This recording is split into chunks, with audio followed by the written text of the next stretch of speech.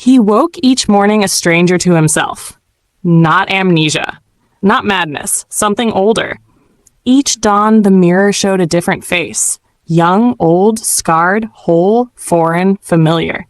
But inside, he was the same heartbeat, the same mind trapped behind endless masks. He remembered his name once. Kale. A prince of a quiet kingdom built between mountains and mirrors. Now the name slid away like fog whenever he tried to speak it. And the faces, those stolen, borrowed, replaced, stared back through him as if they too were waiting to be remembered. In that world, memory was currency.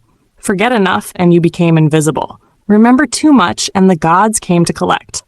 Kale was both rich and poor, remembered by no one, haunted by everyone. Each sunrise, servants bowed uncertainly. Each evening, they forgot whom they served. Only one thing never changed. A woman's voice in his dreams whispering, "Find me before you vanish." He didn't know her name. But every time he closed his eyes, he felt her touch. Familiar, ancient, unreachable. He rode beyond the marble gates on the 30th dawn since the curse began. The horses didn't recognize him. They shied at his scent.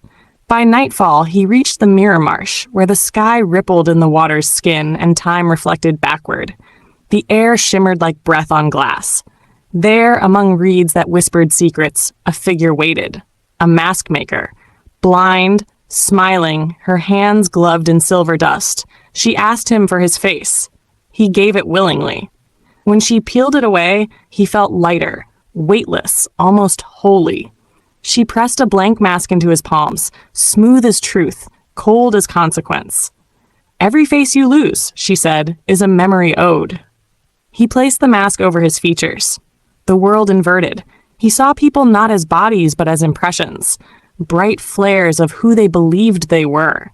The air hummed with names, millions of them floating like motes of light forgotten by their owners. And among them, one name pulsed with unbearable warmth. It was hers. The woman from his dreams. He reached toward it.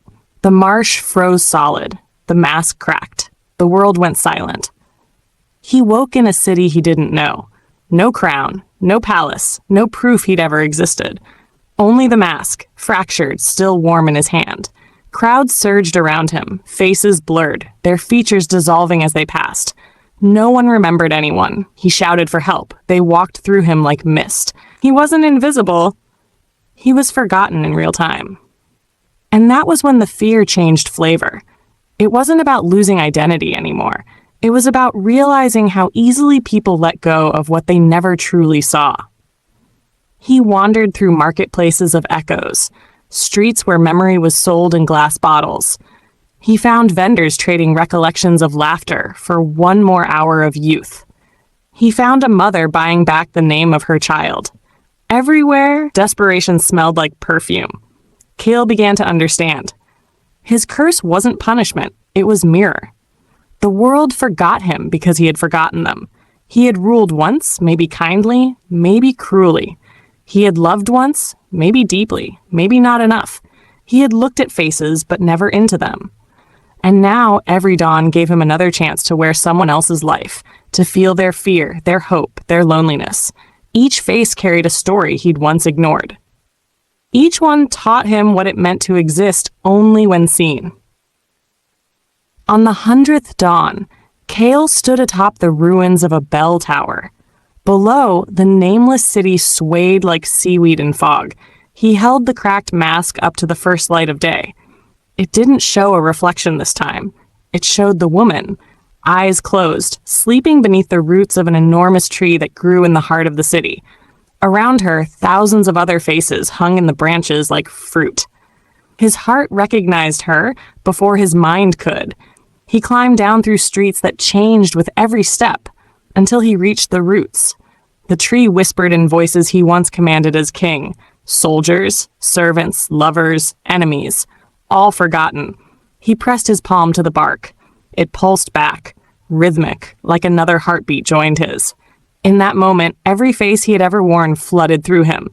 Each one a life lived halfway. Each one a lesson left unfinished. He saw the woman again, her laughter, her sorrow, her betrayal. She had been his queen. He had wished in a moment of weakness to never see her suffer again. The gods had listened too literally. They erased the faces of everyone he loved, starting with hers. Then they took his own, one dawn at a time. He fell to his knees shaking. The only way to end it was to remember fully. Every mistake, every cruelty, every act of grace he'd pretended was duty. So he did. He remembered until the pain split him open. The world around him bled color. The tree began to glow from within. The faces hanging from its branches turned toward him, one by one, until they were all him. And when the last one merged, silence fell. He awoke again. Same dawn, same light. But this time, the mirror held steady.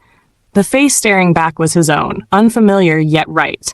Lines of every life etched softly around the eyes. He smiled. For the first time, it felt earned. He walked into the city. People turned. They recognized him.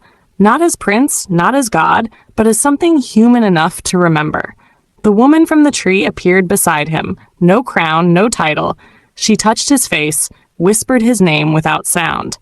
He didn't need to answer. The curse wasn't broken. It had done its work.